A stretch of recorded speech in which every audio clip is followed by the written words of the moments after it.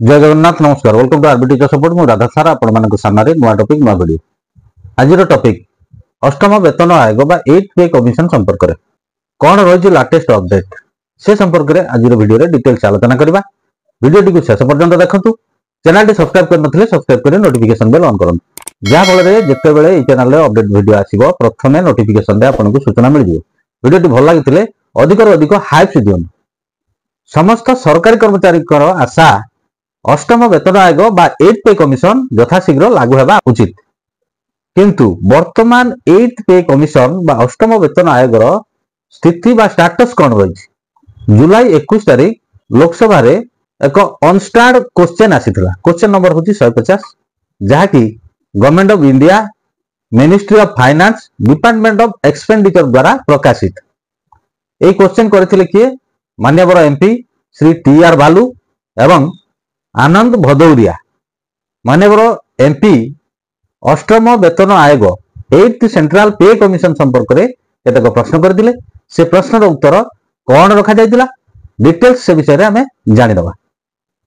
माननीय MP TR. बालू एवं आनंद भदौरिया प्रश्न करथिले केंद्र सरकार जनवरी 2025 रे घोषणा करथिले जे अष्टम वेतन कमिशन गठन हेबो। तो वर्तमान पर्यंत अष्टम वेतन कमिशन गठन संपर्क में नोटिफिकेशन करा जायछि कि जदि हां ताहले तार डिटेल्स उपस्थापन करा जाओ, जदि ना ताहले 6 मास बीती जाइथिले सुधा अष्टम वेतन कमिशन गठन संपर्क में नोटिफिकेशन काहे करा जाय नाही।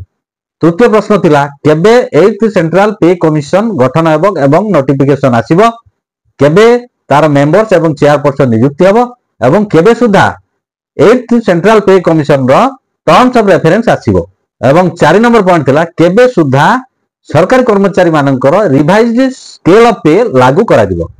ये समस्त प्रश्नर उत्तर रखिथिले माननीय मंत्री Shri Pankaj Chaudhary, minister of states in the ministry of finance. केंद्र सरकार 8th सेंट्रल पे कमिशन गठन निमंते निष्पत्ति नहीं सारिचंती। से संपर्क रे विभिन्न stakeholders ministry of defence, ministry of home affairs, department of personnel and trainings एवं विभिन्न राज्यरू टर्म्स ऑफ रेफरेंस बा मतामत मगा जाइछि।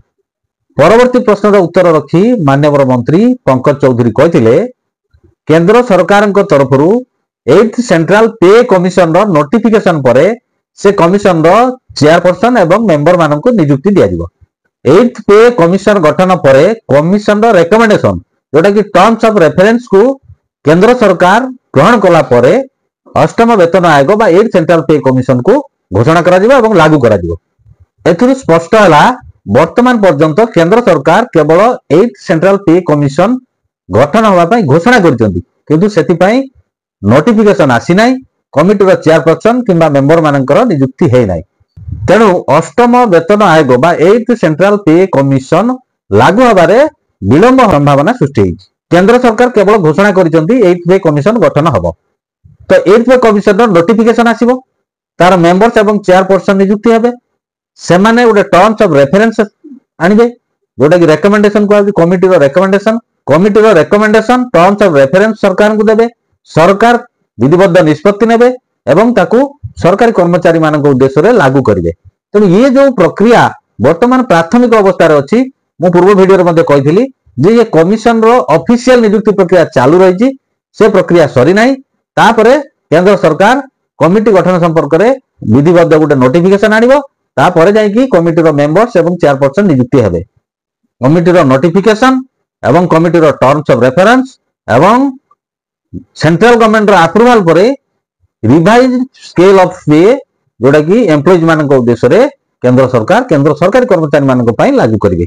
परवर्ती पर्याय रे राज्य सरकार माने ताकू मध्य लागू करिवे।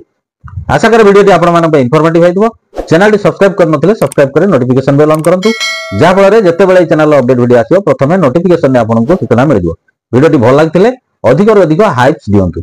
परवर्ती वीडियो पर्यंत रहउची नमस्कार। बंदे उत्कल जननी।